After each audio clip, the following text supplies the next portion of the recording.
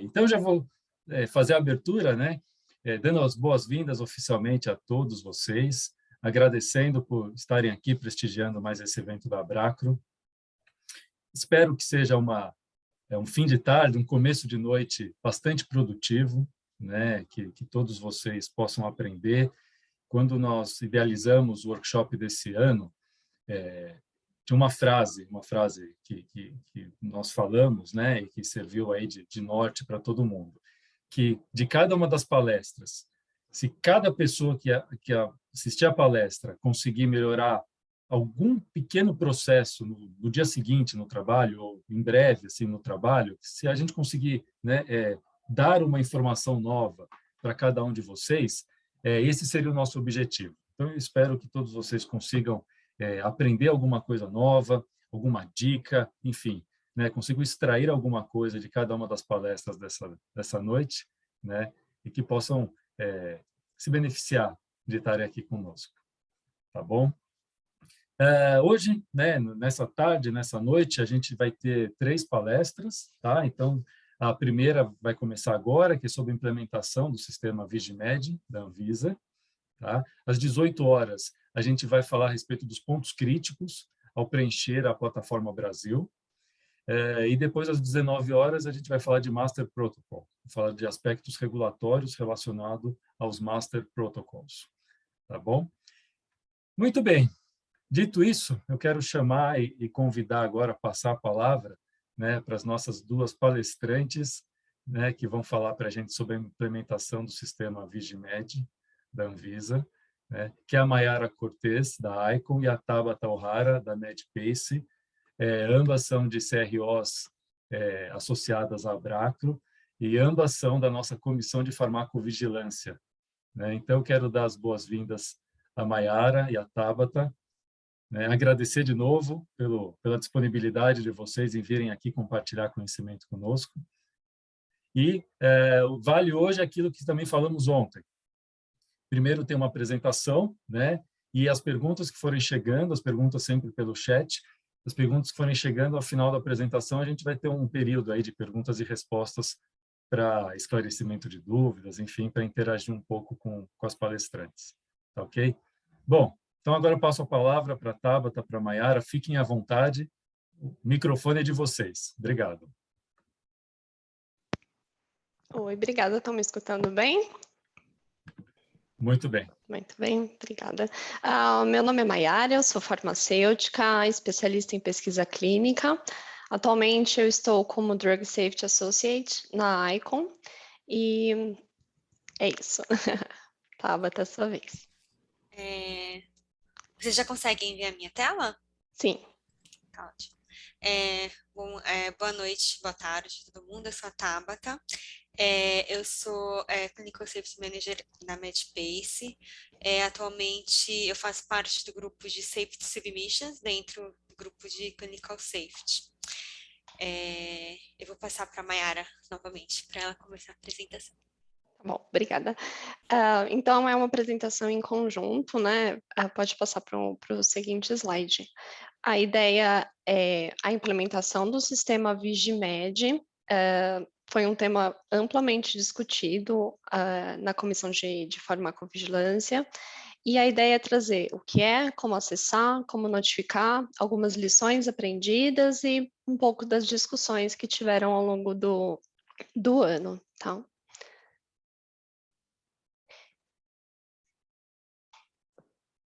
Boa. Então, o Vigimed é o sistema novo da Anvisa, né, implementado, disponibilizado pela Anvisa para a implementação de um novo sistema para o monitoramento de eventos adversos relacionados aos medicamentos.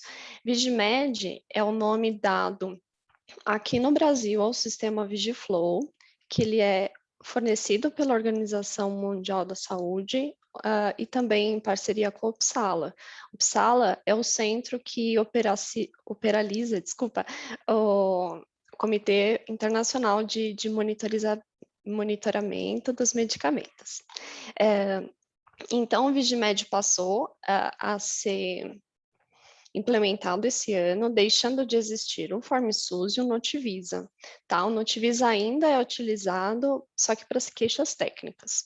Então, o foco inicial, nós vamos comentar sobre a pesquisa clínica, o impacto que teve nas CROs, e ao longo da apresentação nós também vamos abranger a farmacovigilância como um todo, também focando no pós-marketing.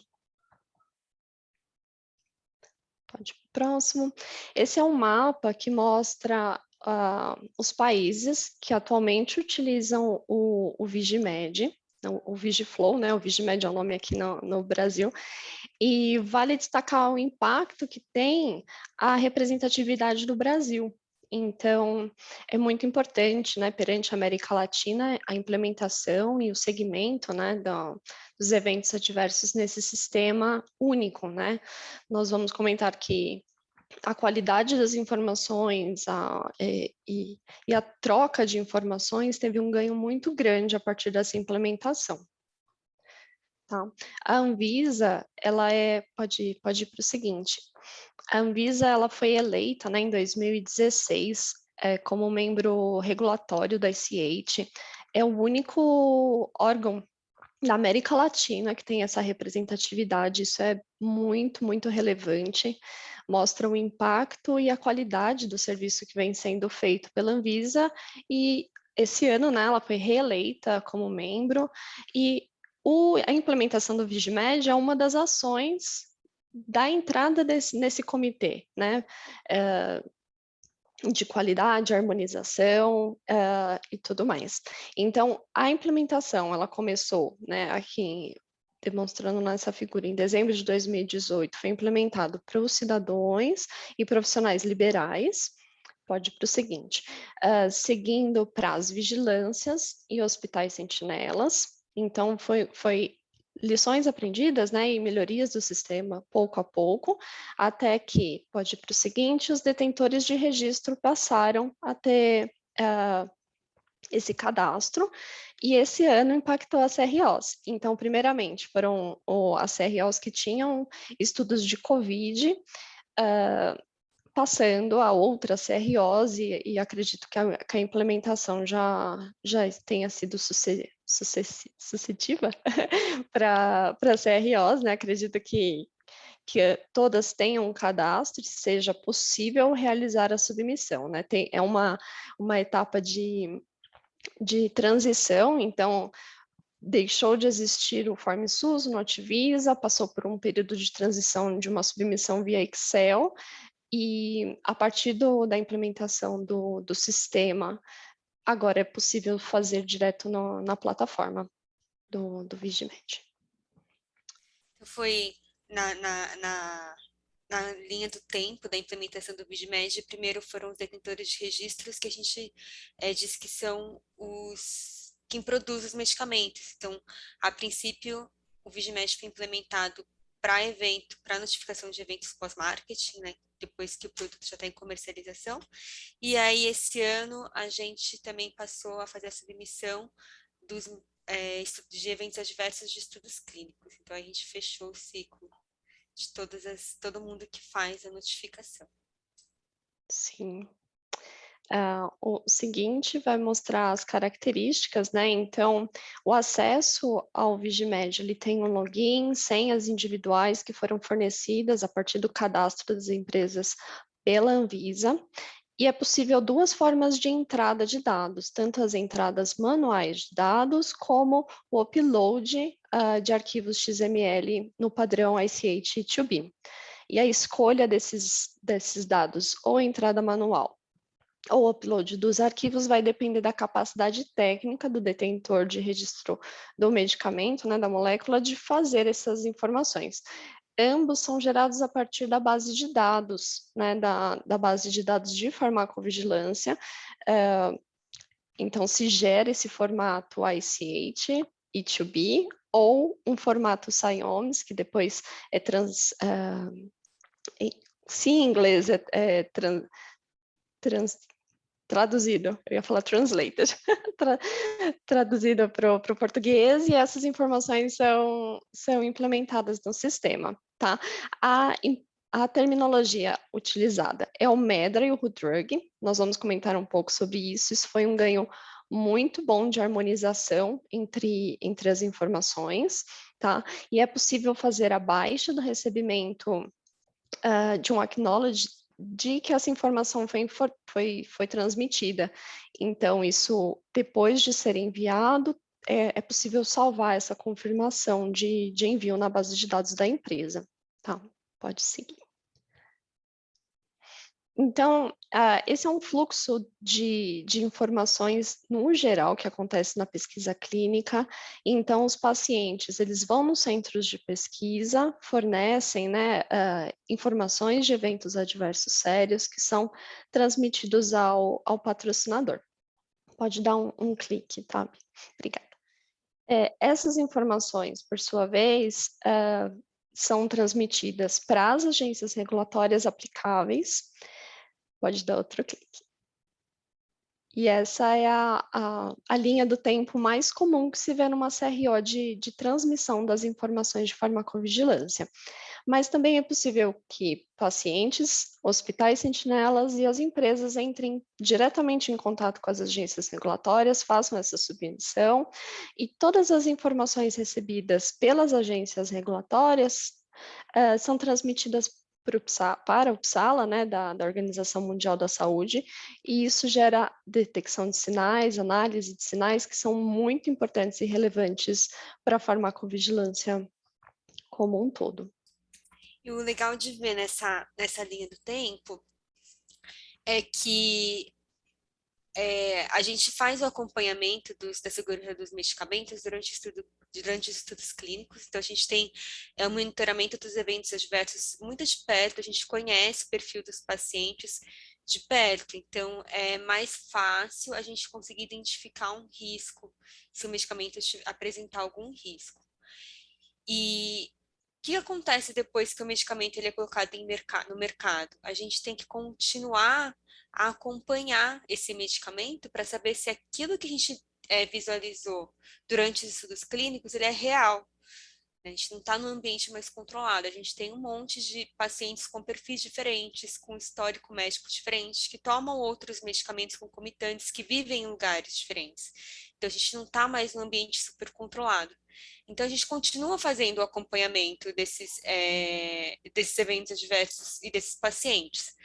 Então, é super importante que a gente, não só no âmbito de pesquisa clínica, CRO, mas como paciente, como cidadão, que a gente reporte eventos adversos para a indústria farmacêutica que produziu esse medicamento e para as agências reguladoras. Então, em todas as instâncias, tanto na indústria como na agência reguladora, como em Uppsala, na Suíça, a gente tem ferramentas que monitoram qualquer sinal diferente daquilo já esperado, e se tiver algum risco novo, então a gente já tem um alerta, fala assim, nossa, aquele medicamento aumentou muito o número de óbitos, aquele medicamento aumentou muito o número de pacientes com algum evento super grave e precisamos liberar um alerta avisando os médicos que a gente precisa suspender a medicação, por exemplo. Então, aqui a gente consegue ver como todas as informações se juntam, no final das contas, no mesmo lugar.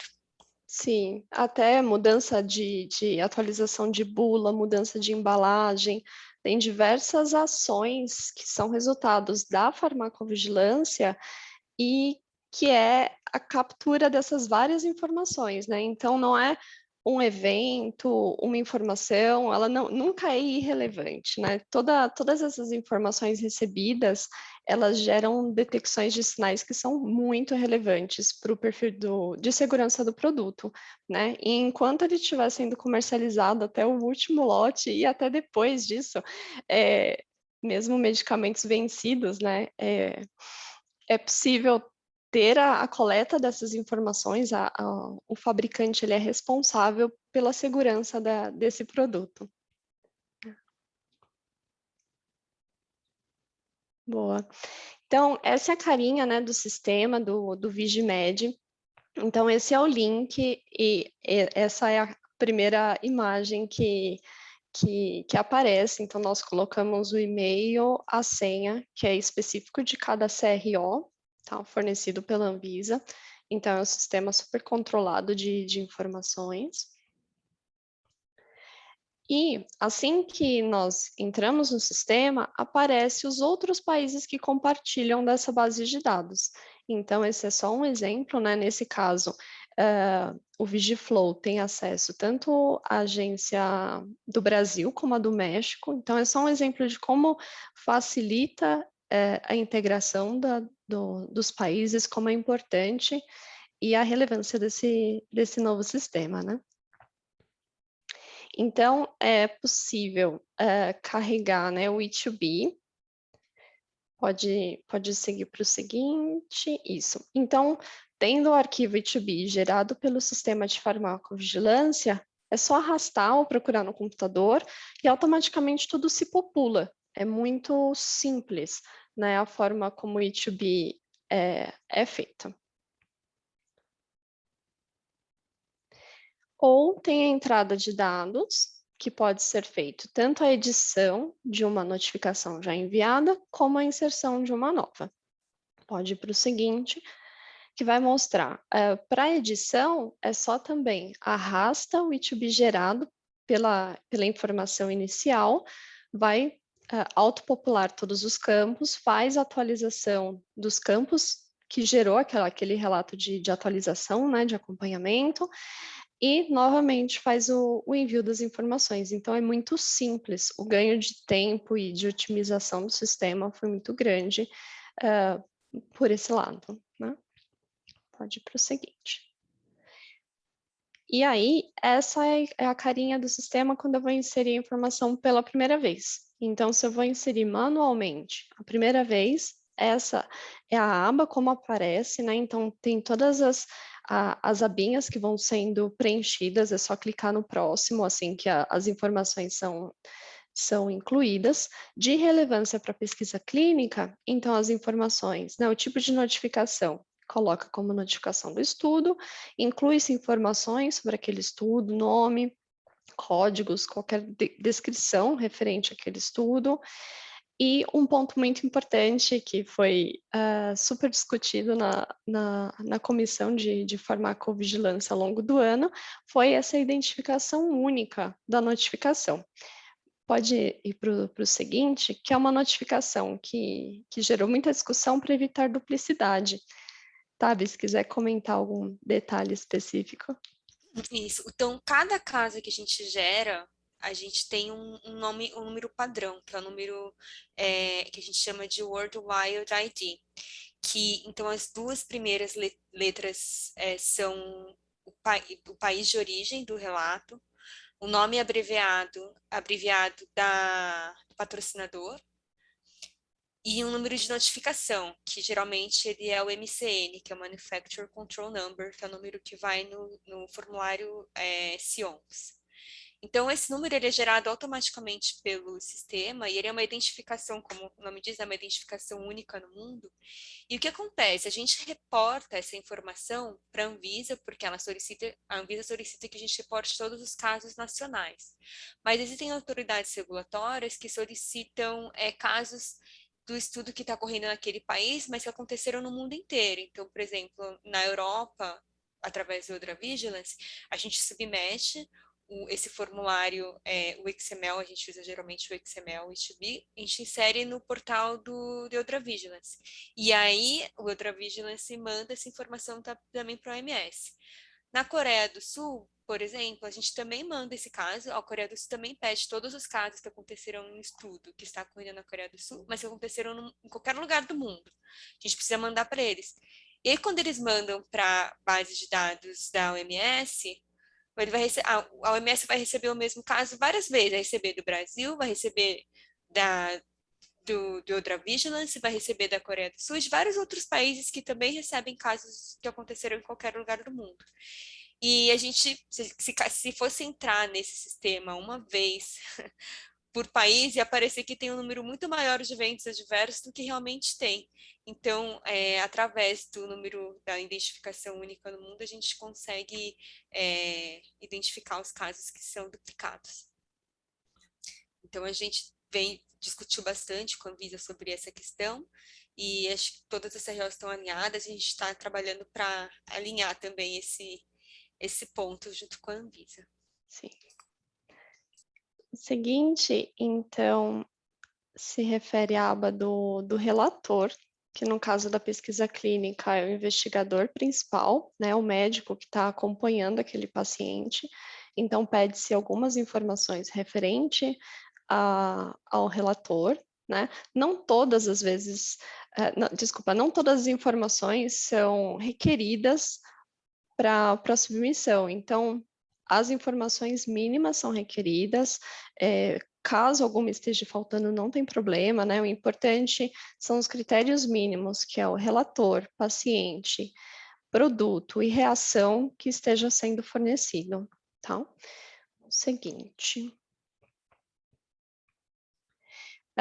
O seguinte, a aba do paciente, então são informações do paciente. Pede-se que não se inclua informações de nome, data de nascimento, nem informações que são confidenciais, né, de acordo com a proteção de dados, né, são informações confidenciais dos pacientes. Para a pesquisa clínica, se utiliza esse número de identificação do paciente, tá? Então, é algo muito importante, é garantir a confidencialidade dos pacientes. E em SAPES a gente recebe, às vezes, formulários, né? Então, CRFs e alguns documentos que têm os dados do paciente. Então, assim, a regra número 1, por causa da Lei de Proteção de Dados, assim que a gente recebe uma informação, um documento que tem esses dados, a gente faz um redact, a gente apaga todas as informações e essa informação não entra no formulário. Então, a gente também não coloca essa informação quando a gente vai submeter para as autoridades regulatórias. Então, a Lei de Proteção de Dados não é específica do Brasil, é específica de vários outros países, e a gente segue esse padrão aqui também. Então, no máximo que a gente vai identificar o paciente, vão ser com os dados que a gente não consiga dizer exatamente quem é esse paciente. Então, vai ser o número de identificação dentro do estudo, porque a gente não vai saber, a gente vai saber só o número. A gente não vai colocar a data completa de nascimento do paciente, não vai colocar inicial, todas as iniciais do nome do paciente. As informações a gente nunca fornece. Não só para a Anvisa, mas para nenhuma outra autoridade regulatória. Isso mesmo. Sobre o medicamento, então essa é a aba que aparece para fornecer as informações do produto. Ali, como relação do evento, é possível escolher se ele é o produto suspeito, se ele é o produto concomitante ou se é o produto de tratamento que foi utilizado. E também todas as posologias, indicações, nome, a codificação que é utilizada pelo RUDRUG. Tá? Na reação, então, inclui-se qual a reação que aconteceu com aquele paciente, né? No primeiro momento, não está sendo feita automaticamente a conversão para o MEDRA, mas pede-se para incluir o código MEDRA nesse campo. Vale também como ponto de comentário que foi muito relevante ao longo desses últimos anos a implementação do MEDRA com termos em português. Né, isso também foi um resultado dessa inserção da Anvisa no ICH, e pode seguir para o adiante. Adicionando um comentário sobre o Tá. termo MEDRA, é que antigamente a gente tinha o dicionário MEDRA com português de Portugal apenas, a gente não tinha o português do Brasil. E a partir do momento que a gente disponibiliza essa base de dados para os cidadãos brasileiros, como que a gente iria codificar isso com termos de português de Portugal? A gente tem muitos termos que não significam a mesma coisa, então a Anvisa teve esse trabalho, esse cuidado, e acho que é um ganho muito importante. E o termo MEDRA, ele é usado como padrão para todas as submissões, e ele é codificado através de números, então até a título de curiosidade, existem algumas bases de dados que se a gente colocar o número do termo MEDRA, ele já traz automaticamente o termo em inglês ou na língua local. Isso acontece, por exemplo, na base de dados da Coreia do Sul. Então, a gente pode colocar o número, MEDRA, e aí ele já puxa os dois termos. Então, isso também é um ganho de harmonização muito grande. Sim, antes era o RUART que era utilizado, No slide seguinte, Tabi vai mostrar só um desenho de como que é a estrutura, né? Então, o que é o Medra? Qual foi o ganho dessa implementação, né? Ele é um dicionário de termos médicos para atividades regulatórias, e essa padronização é muito útil, justamente pelo que a Tabi comentou, dessa harmonização dos termos. Então, se vocês repararem aqui como um exemplo de embolismo pulmonário, tem um código. Então, mesmo que aqui esteja escrito em chinês e em outras línguas que são difíceis, né, de ver, você pelo código já vai saber o que significa aquele evento, né? O Medra, ele é harmonizado aqui na figurinha de uma estrutura hierárquica. Então, vai desde a da classe órgão até o termo mais baixo, né, que se fala, os termos mais simples. Então, tudo é codificado de uma forma de funil para facilitar a detecção de sinais, né, qual sistema órgão está sendo mais atingido, de acordo com a quantidade de termos que se encaixam naquele SOC, né, que se fala que seria esse sistema de classe órgão, tá? E acho que quem já teve a experiência de fazer submissão no antigo Form SUS para pesquisa clínica sabe como era um drop-down gigante e os termos não estavam em ordem alfabética, não estavam classificados por nenhum racional, assim, não era fácil achar o termo que você queria reportar dentro do Form SUS. Então, esse alinhamento é um ganho super importante. Ainda através do VisMed, a gente não consegue automaticamente popular através do Medra, ainda é um campo aberto, mas isso é previsto que seja implementado. Isso. A gente pode ir para o seguinte. Esse campo mostra, então, a avaliação que é feita no final de uma notificação. Então, de acordo com o manual do VisMed Empresas, esses são os 3 possíveis formas, né, de principais métodos, né, de avaliação. Então, causalidade, AMS, Naranjo ou esse RU para vacinas. E essa classificação é feita e ali embaixo, não sei se dá para ver, fonte da avaliação. Então, ou o patrocinador que vai fornecer se é definitivamente relacionado àquela reação ao produto, ou se é improvável que é relacionado àquela reação ao produto, ou médico. Então, é possível incluir as avaliações, quem foi a fonte daquela avaliação, e isso é muito importante também para o perfil de segurança. Então, se, por exemplo, uma reação grave, que ela é relacionada, isso dá um alerta de sinal diferente de uma reação não grave, não relacionada, tá? Só para exemplificar. Seguinte, né? Inclui-se a narrativa do caso, qualquer comentário do notificador, então daquele médico que avaliou aquele paciente, e comentários da empresa perante aquela reação, né, que aconteceu com o produto sobre estudo. Inclui-se nesse campo qualquer documento adicional, qualquer relatório, dados laboratoriais, exames de imagem, enfim, qualquer documento adicional que seja relevante para estar sendo transmitido para a agência regulatória.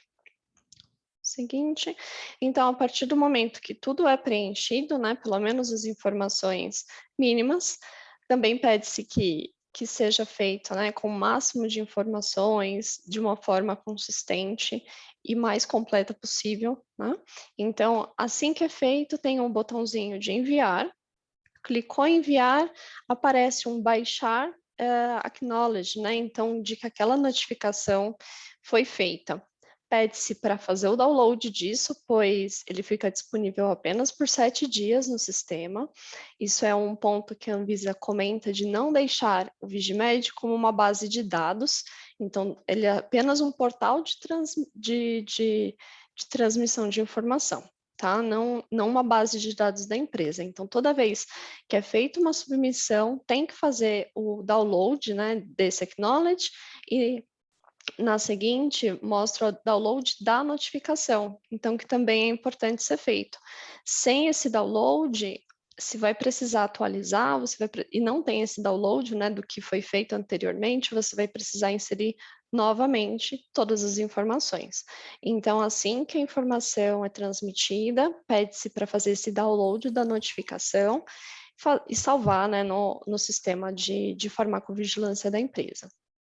Acho que para quem trabalha com as submissões e sabe que os relatos de estudos clínicos são muitas vezes muito detalhados, a gente tem muita informação do paciente, todos os medicamentos concomitantes, todo o histórico médico, a gente tem em protocolos oncológicos, por exemplo, vários ciclos, então a gente coloca todos esses detalhes nesse formulário manualmente, se for da forma manual, se não for E2B.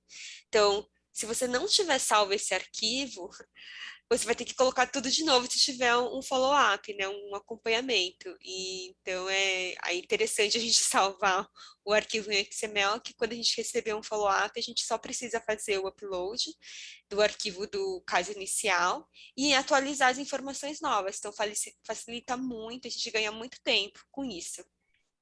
Sim. Pode ir para o seguinte.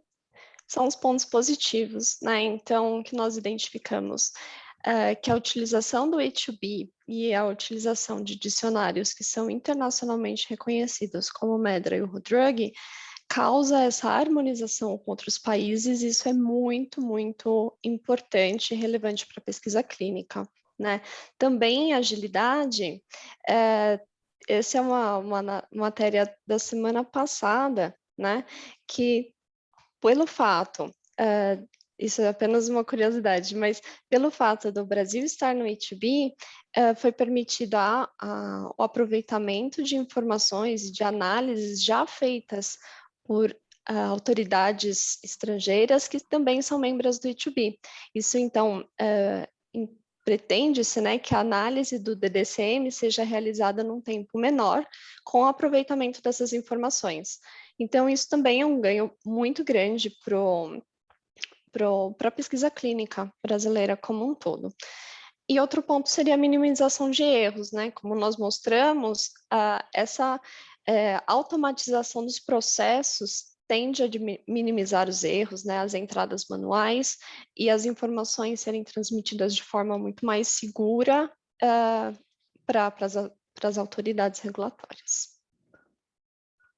Às vezes a gente ouve assim, porque a Anvisa está copiando o FDA, alguma coisa assim, mas na verdade não é copiando uma outra autoridade regulatória, a decisão de outra autoridade regulatória, na verdade seguindo outras autoridades regulatórias que também seguem os padrões do ICH. Então, não é que a gente vai olhar para uma autoridade regulatória só porque a Europa aprovou, a Anvisa vai aprovar, não. É porque autoridades regulatórias que seguem o padrão ICH tomaram alguma decisão de um estudo clínico ou medicamento, então a gente já sabe que tem um padrão de qualidade adequado para atender também os requerimentos da Anvisa. Bacana. E de pontos negativos, né, também faz-se citar o MEDRA, apesar dele ser uma super ferramenta, as empresas precisam de licença. Também, assim, o Vigimed, né, é um sistema novo, ainda está em fase de melhorias, ajustes, muitas conversas com a Anvisa, então, ao longo desse ano aconteceram muitas melhorias e provavelmente ao longo do ano que vem vão ter novos ajustes e novas melhorias que foram identificadas, né, ao longo desse ano. E também como ponto negativo seria a necessidade de incluir termos em português, né? Nós que somos da CROs vemos que tem muitas informações que vêm, que são compartilhadas em inglês, então a necessidade de precisar incluir termos específicos em português como requerimento da agência regulatória também seria um ponto negativo citado. Então, comentando um pouquinho sobre o que relatar, né? Então, na pesquisa clínica, de acordo com a RDC 9 de 2015, o patrocinador deve identificar a Anvisa, né, todos os eventos adversos sérios, inesperados, ocorridos aqui em território nacional, cuja causalidade seja possivelmente relacionada ao produto de estudo. E com relação à farmacovigilância pós-marketing, também é obrigação das empresas a submissão de informações graves, esperadas e inesperadas, inefetividade que representem risco à vida e inefetividade terapêutica relacionada a vacinas e anticoncepcionais. Então, aqui só a carinha do sistema, né? Apesar de tanto as CROs como as empresas terem responsabilidade ética e regulatória de fazer as submissões, nós quisemos também aqui trazer que como relatar sendo um cidadão, né? Também é possível. Então, essa é a carinha da página da Anvisa. Então, clicando em medicamentos, é possível ter acesso ao Vigimed, e esse ano também foi disponibilizado esse QR Code, se vocês tentarem tirar, né, acessar, esse QR Code também vai direto para o Vigimed. Esse foi um ganho muito grande, né, de tecnologia, de facilidade das informações poderem ser transmitidas pelos cidadãos via celular para uma base de dados. Então, também foi um ganho muito grande que se teve esse ano. Então, essa é a carinha quando entra, né, no sistema, sendo um cidadão. Então, sendo um cidadão seria uma forma voluntária e optativa de você fornecer as informações, ou de você, ou de algum familiar, ou como profissional de saúde, né? Também pode entrar nesse formulário e fazer o envio das informações de farmacovigilância. É isso. Estamos abertos às dúvidas e... Deixa eu mostrar, estou com aberto aqui. Bacana. Então, além do QR Code, se você quiser, você como um cidadão, não necessariamente dentro do estudo clínico, mas caso qualquer pessoa tenha utilizado um medicamento em comercialização, já como é que a gente faz a submissão? Então, aqui no site da Anvisa, se você for para baixo, tem aqui um ícone Vigimed Notivisa, então a gente clica e ele vai guiando. Se você já sabe qual a ferramenta que você quer utilizar para submeter um evento adverso, já pode acessar aqui, mas eu não sei o que eu vou fazer, não sei para onde eu tenho que submeter.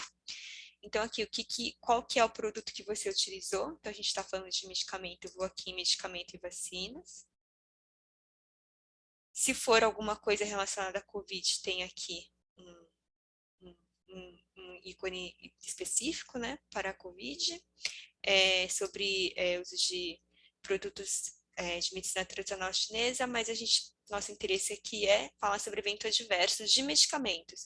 Se for alguma queixa técnica de algum produto relacionado à saúde, aqui para baixo.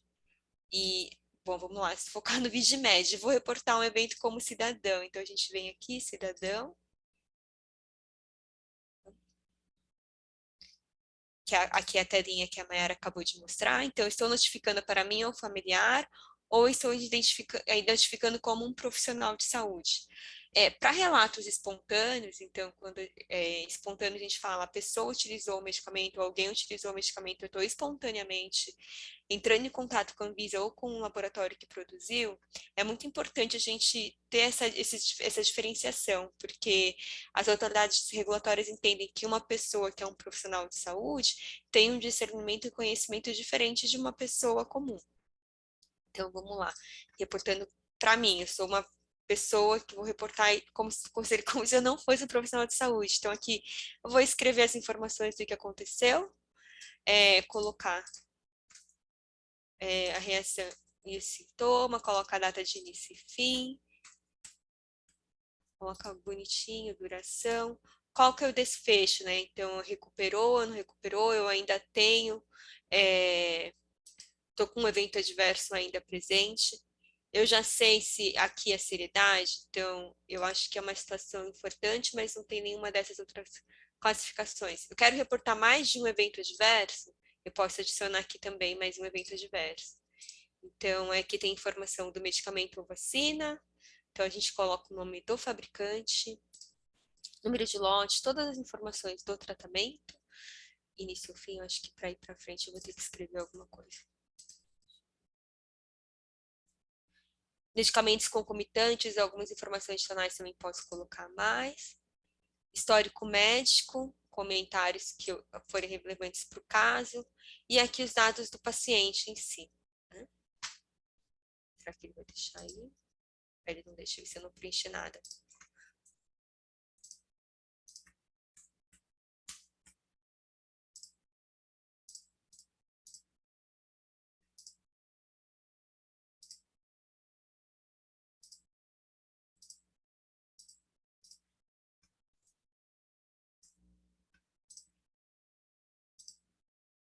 E aí aqui seria para um detalhe para contato, caso a Anvisa queira mais algumas informações.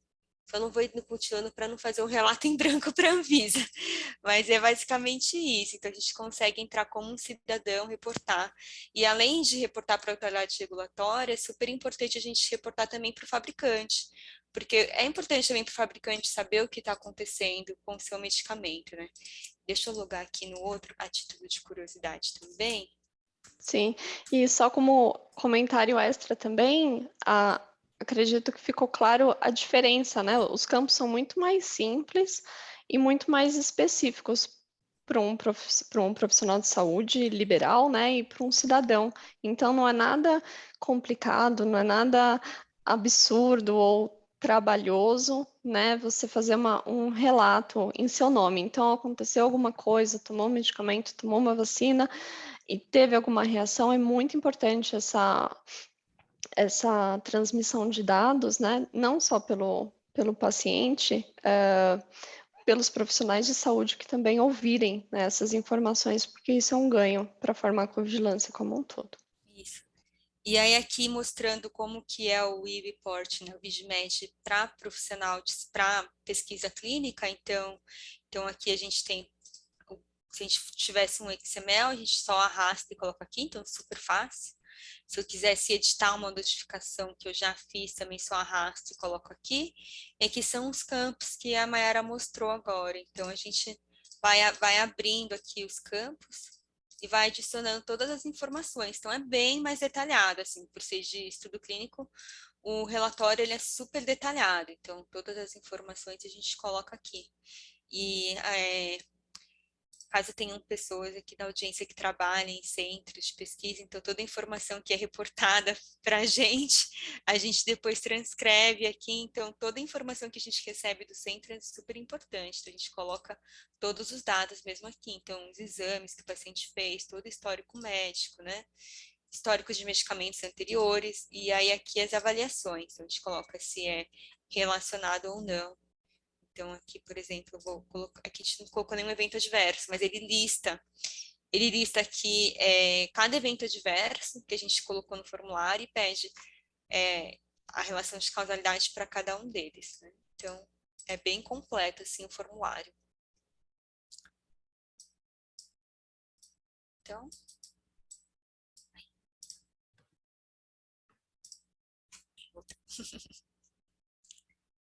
Muito bom.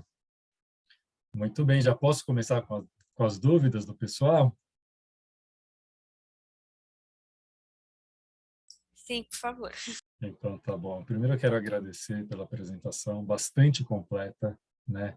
É impressionante como farmacovigilância é um assunto tão importante, né? Porque é aquela história, se não houver essa organização e esse monitoramento das informações, né? Muitas vezes a gente não consegue identificar que um tratamento experimental, por exemplo, né, ao invés de estar sendo benéfico, ele pode estar causando um problema, né, para os pacientes. Porque muitas vezes no centro você tem um N pequenininho, aí acontece um episódio só, mas quando você olha, se for um estudo multicêntrico, quando você olha para milhares de pacientes no mundo, né, aí você consegue falar, opa, peraí, alguma coisa está acontecendo, né? E antes de passar para as perguntas, eu queria até, me veio uma história agora, uma vez eu passei por um treinamento de farmacovigilância quem estava ministrando o treinamento, muito experiente na área, falou que os profissionais da saúde, de modo geral, né, têm a obrigação de reportar eventos adversos. Né? Pode não ser uma obrigação legal, mas é uma obrigação moral de reportar. E eu lembro que o exemplo que ela usou foi, se você tiver descendo no elevador do seu prédio e tiver uma conversa lá entre duas pessoas e que alguém falar de uma reação a um determinado medicamento, fala, é a sua obrigação intervir, tá? Falando, olha, não vai ser antipático, tá? Não vai ser intrometido, mas você tem que intervir e estimular que aquela reação seja reportada, quer seja para um medicamento experimental, como vocês mesmos disseram, né? Um medicamento que está aí no mercado há muito tempo, que a gente também tem que fazer isso, né? Sim, principalmente para as vacinas, né? O que a gente Poxa. ouviu do assunto Covid, vacinas e reações, realmente foi bem tumultuado, digamos assim, Nossa. esses últimos tempos.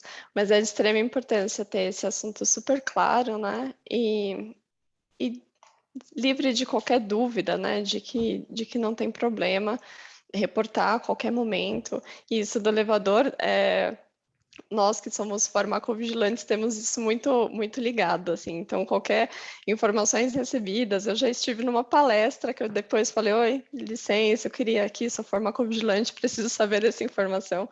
Então, realmente é por aí. Muito bom. Aproveitando que falou de vacina lembra Covid, eu vou fazer a primeira pergunta nesse tema, tá? Que a pergunta é a seguinte: estão questionando se o sistema VIDMED ele está ativo apenas para estudos COVID ou e se para os demais, né, para os demais temas, se os relatos ainda estão sendo submetidos via e-mail e planilha de Excel. É que eu posso responder? A princípio, então, assim, quando o sistema ele entrou em vigor para pesquisa clínica, a Anvisa focou em cadastrar os patrocinadores e SROs envolvidos em estudos de COVID, mas a partir desse primeiro momento, todas as outras indústrias e patrocinadores também puderam passar a usar o sistema. Então, hoje em dia, é preconizado a gente utilizar o sistema para reportar. Tudo, né? Não apenas COVID, correto? Isso, todos os estudos de qualquer indicação. Então, quando a Anvisa, na verdade, publicou essa informação, todo mundo ficou super feliz, porque a gente estava usando uma planilha Excel super difícil de ser utilizada, porque a gente ficou um tempo sem informe SUS indisponível, e nesse meio tempo, entre cadastrar todo mundo e o Form SUS ter ficado fora do ar, a gente estava reportando para uma planilha Excel que tinha muita informação, era super complicado se reportar, então realmente a gente está utilizando agora só o VIGMED. Muito bem.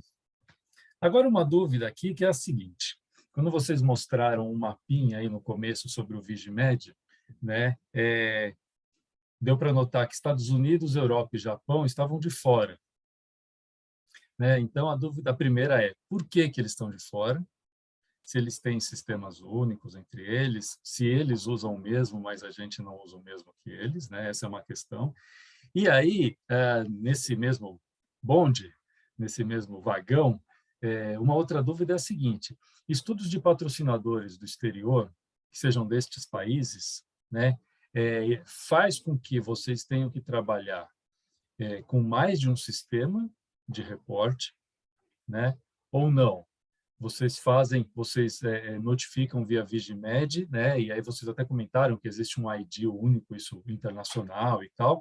Isso é o suficiente ou acaba tendo necessidade de duplicidade de reporte?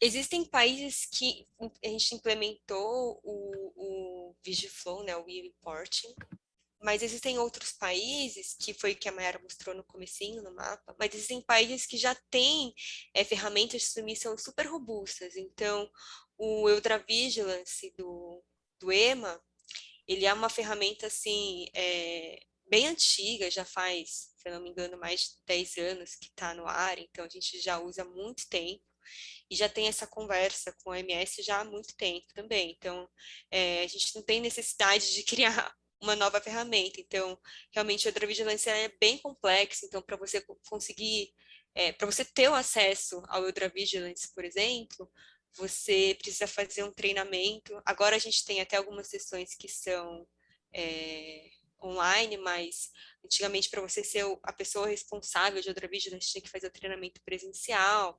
Então você tem que fazer treinamento para ter o acesso individual também ao Odra Vigilance, a carinha até do Odra Vigilance, quando você vai reportar, ela é bem parecida, super parecida com o Vigimed. Eu não consigo mostrar para vocês, até porque a gente acaba entrando por patrocinador, então a gente faria um unblind assim, dos patrocinadores, eu não consigo mostrar. Mas é muito parecido com o Vigimed mesmo, assim, os campos, a forma, porque os XMLs, na verdade, eles são gerados pelas mesmas bases de dados e conversam bem parecido. Eu não sei dizer especificamente como que é em relação à forma de reporte do Japão. O Japão, ele tem uma regulamentação bem específica, então a gente tem geralmente um time no Japão para fazer o reporte lá, porque eles precisam fazer reporte em japonês, apesar da minha cara eu não falo japonês, e então eles têm várias regras bem específicas. Então, apesar de várias autoridades regulatórias não estarem no mapinha, não quer dizer que essas informações não sejam compartilhadas com o OMS, que ele já tem outras ferramentas bem robustas para relatar para o OMS. E a outra pergunta é se a gente precisa ter acesso a várias ferramentas para submeter. Sim, a gente tem acesso a muitas ferramentas para submeter. Então, hoje em dia, eu trabalho na parte específica de Safety Reporting dentro de Drug Safety. Então, a gente tem uma equipe grande que faz o processamento e a gente tem uma equipe dedicada à submissão. Porque, geralmente, os estudos que a gente tem na CROs, eles são globais, então não acontecem só no Brasil. Muitas vezes nem tem o Brasil nos projetos que a gente está envolvido, mas a gente se mexe para todos os países. A gente se mexe para a Europa, né? Então, para o Odra Vigilance, para o Reino Unido, que saiu agora da União Europeia, então eles criaram ferramentas próprias para receber os relatos. A gente tem outro portal do MHRA, né, do Reino Unido, para fazer a submissão. Então, a gente tem ainda autoridades regulatórias que pedem submissões individuais por fax, como o Canadá. Você pensa, poxa, o Canadá, um país tão evoluído assim, a gente faz submissão por fax para o Canadá. Então, a gente tem que se submeter por várias ferramentas diferentes. Então, assim, um desafio até da OMS é realmente identificar essas duplicidades quando recebem relatos em duplicidade, para a gente não ter um sinal errôneo, né? Então, a gente precisa ter um acompanhamento bem de perto dos relatos, e a gente, através da harmonização, a gente tem o objetivo exatamente de ter uma informação bem exata e saber o risco realmente que aquele medicamento apresenta. Eu ia só comentar que, apesar do mapinha, né, não mostrar esses outros países como Europa, Estados Unidos, eles também fazem uma comunicação com o Uppsala, eles também fazem parte do grupo. Então, mesmo que eles não utilizem o sistema Vigiflow, a troca de informações existe. E um outro adendo que muitas bases regulatórias utilizam daquele 2B que nós comentamos. Então, a geração desse 2B sendo transmitida independente da base, né, de que país seja, a informação é a mesma, né? Então, isso dá uma harmonização muito grande entre os países. E complementando, assim, também essa informação, assim, um ganho muito legal que a gente está, um movimento muito legal que a gente está vendo, que vai acontecer ano que vem, é que a União Europeia vem caminhando para unificar os sistemas, e unificar faz muitos anos, né, que eles vêm caminhando para unificar a regulamentação. E em janeiro do ano que vem, eles vão implementar a nova regulamentação de pesquisa clínica na União Europeia, e vai facilitar muito o reporte de safety report, né, para eles, porque hoje em dia, a gente faz a submissão através do sistema Odra Vigilance, por exemplo, mas a gente tem vários países que pedem submissões paralelas, além do Odra Vigilance. Então, a Dinamarca, a gente submete para o perfil de Odra Vigilance, mas também reporta diretamente para a autoridade regulatória da Dinamarca. E a partir do momento que a gente tiver essa unificação, a gente vai fazer um único reporte, então, para a Europa, e aí todos os países membros que fazem parte desse estudo vão receber automaticamente também essa informação. Então, já vai sair único, pelo menos dos países dentro da Europa. Então, a gente já vai caminhando para uma unificação de informação lá. Perfeito, perfeito. Aí chegou uma questão aqui que eu entendo que está bastante vinculado ao que a gente está falando, que é sobre os arquivos XML, né? E aí ela está perguntando o seguinte, se vocês conseguem compartilhar a experiência com os arquivos XML, né? Como estão funcionando os testes com a Anvisa e como está sendo a implementação?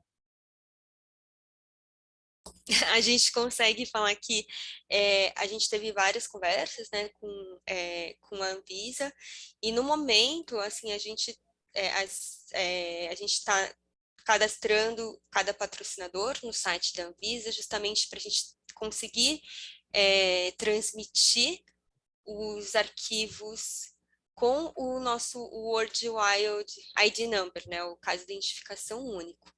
Então, a gente não tem conseguido ainda utilizar os arquivos XML para pesquisa clínica, eu consigo dizer por pesquisa clínica, né?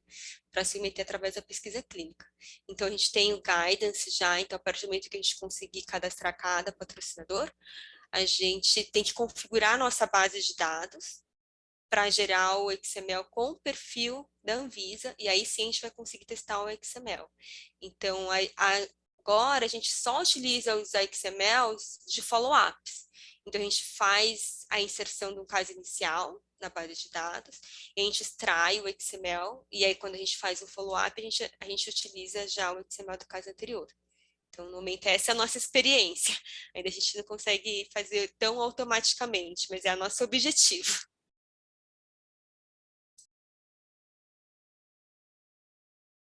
Opa, perfeito, eu estava falando com o microfone desligado. Estamos já na reta final, então eu vou fazer agora, queria que vai ser a última pergunta, que é a seguinte, né? Sobre a aba avaliações, nos casos em que há um método de avaliação não citado nos exemplos dados pelo manual, por exemplo, métodos que consideram mais de um algoritmo, como citar a descrição deste método? O campo método de avaliação é obrigatório ou apenas o resultado da avaliação?